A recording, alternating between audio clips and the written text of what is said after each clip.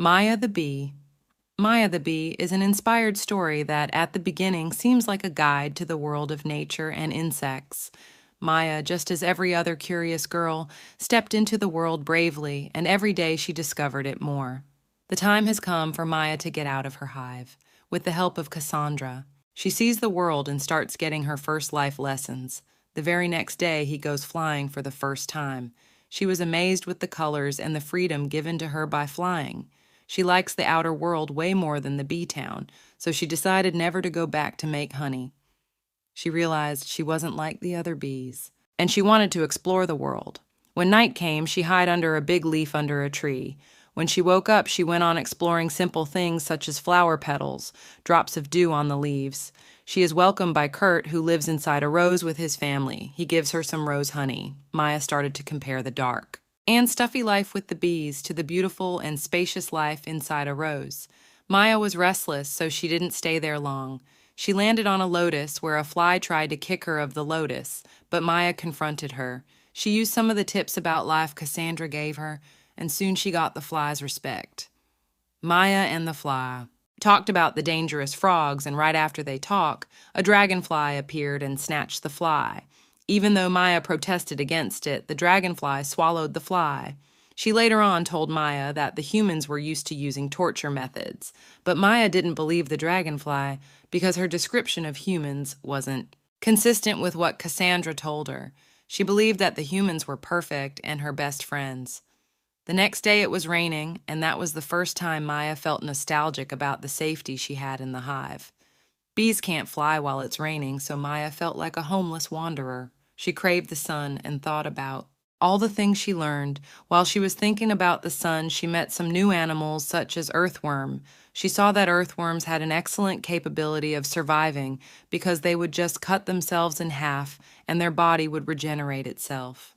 She used the time when she was unable to fly to build a small hive where she stored honey and she sealed it with wax. She also encountered a grasshopper that told her many interesting things. He told her that it's not proven that humans can speak. They sometimes made some sounds, but they weren't harmonious. The weather got better, so Maya flew towards a farm where she met another bee. Since bees spent a lot of time around humans, she asked her to tell her something about them. She told them that some people are smarter than others and that their mirror is just a useless toy. Maya was, at the same time, happy and sad about the new information because some of them weren't the same as what Cassandra told her. While she was flying, Maya got caught in a spider's net. She couldn't liberate herself, so she came to terms with her soon death. She gave up too early because one of her friends saved her. Maya moved on, and she stumbled upon a bug that made it clear he does not want to meet her. He even left a brown stinky spot that made Maya almost faint. Soon she found out it was a stink bug. Her next friend was a bark beetle who lived in holes he drilled with his family. They were also joined by a spider. Maya told them that she has a desire to sing like a woodpecker. The spider told her that she is an unordinary creature and that the world would be upside down if all animals did what they wanted. The bee still wanted to meet a human. She woke up one night, and that was uncommon for bees, and she saw the stars and the moon. She met a cricket, and then she made a special friend. He was able to make a wish come true to the creature he meets. Maya wanted to meet people at their best moment. He took Maya to a young couple that was in love. A firefly lit up the place so that Maya could see their faces full of love, and she saw that people were the prettiest while kissing. She was still under an impression of her new findings and couldn't wait to share it with everyone, but there was no one excited about it. They were all just doing their jobs, not minding her happiness. She realized there was no one to share her happiness with. Maya met a ladybug and a centipede that had no family, so he just ate and suspected everything all the time. The centipede warned her about the hornet in the tree, but Maya was kidnapped and taken to the hornet's queen. She was held captive in a hive that was about to invade her home hive. Even though she was frightened, Maya pulled herself back together, and she became determined to save herself and the other bees.